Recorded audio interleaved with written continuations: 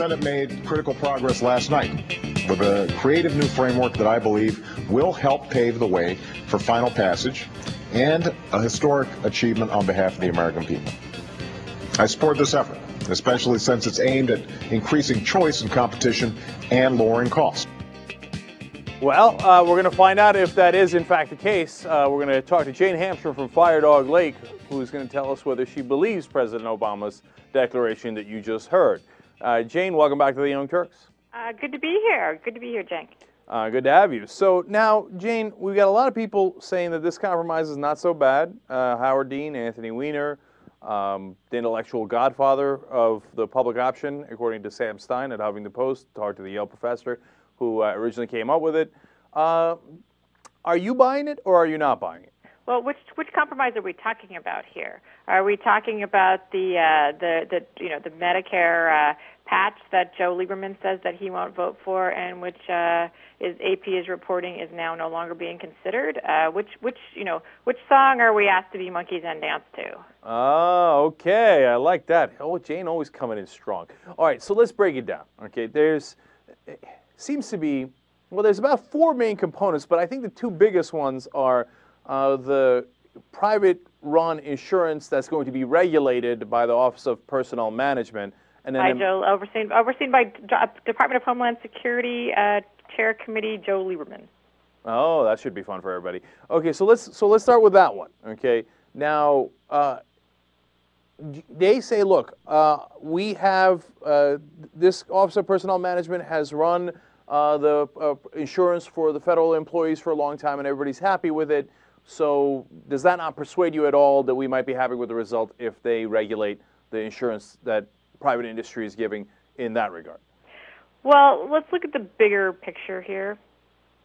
There is nothing that anybody in creation can do to keep insurance premiums down as long as there are no cost controls in the bill. And there are no cost controls in the bill. So if you're talking about a private insurance company that's regulated through the federal government somehow, maybe you'll get a slightly better bill. But you're basically talking about shoveling more money into the hands of private insurers. That creates too big to fail entities with no competition that have a lot of lobbying money to be able to make sure that they become more powerful. See the banks. So, Jane, let me get that right. So on that side, you're saying the policies might be fine in terms of coverage, but you don't believe that the premiums are going to be checked because in the end it's still private insurance, it's still the same system, and what difference does it make if you quote unquote regulate it? In fact, we see right now the premiums are increasing for federal employees as we speak. Yeah. Is that roughly right? Not to make people's heads explode, but all the things that could control costs, like negotiating for drug prices or Medicare rates to hospitals, or any of the things that could have led to that, have been checked out.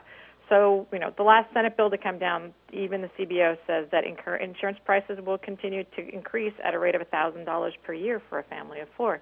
So in 10 years, if you're trying to buy insurance for your family, or your employer is buying insurance for your family, you're talking about, $10,000 more. That's a lot of money, and that doesn't change just because, there's a federal agency that's overseeing it.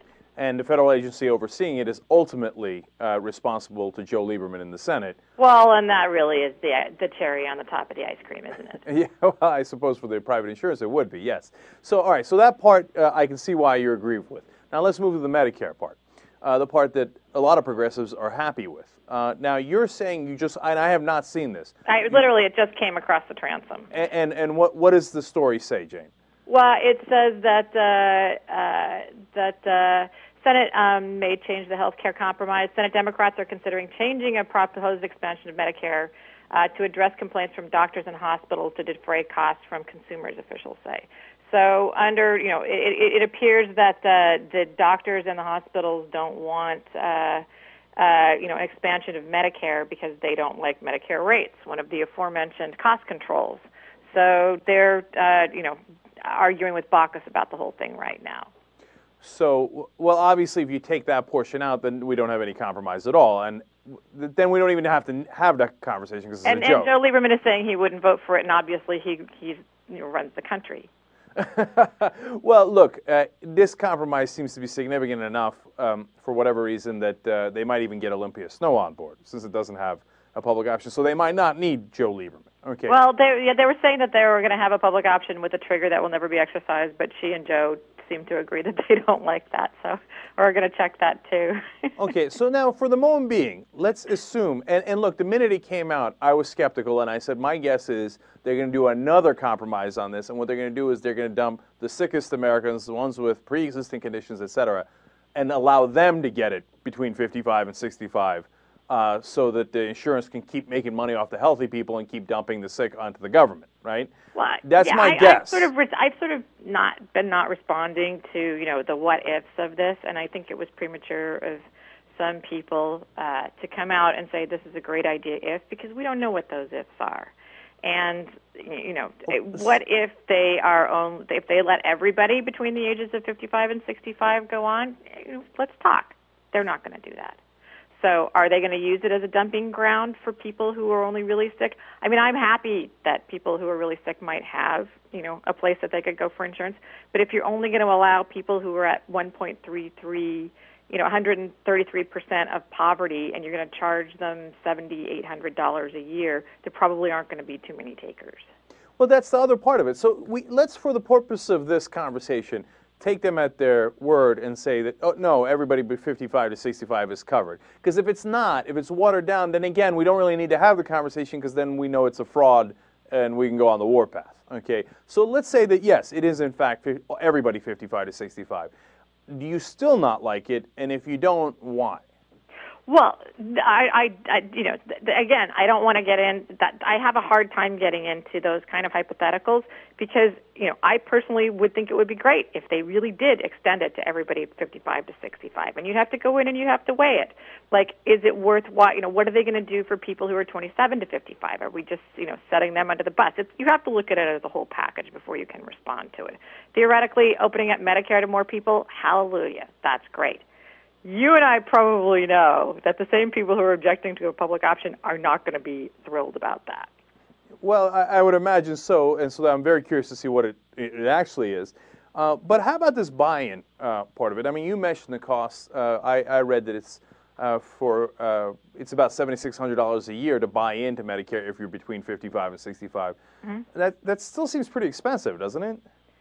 Well, for people who don't have insurance right now, I'm sure that they would be glad. And it's only supposedly a temporary fix that starts now so that everybody doesn't have to wait till 2014. But it's just, it's a mess, Cenk. This is just a mess. It's how do we get here?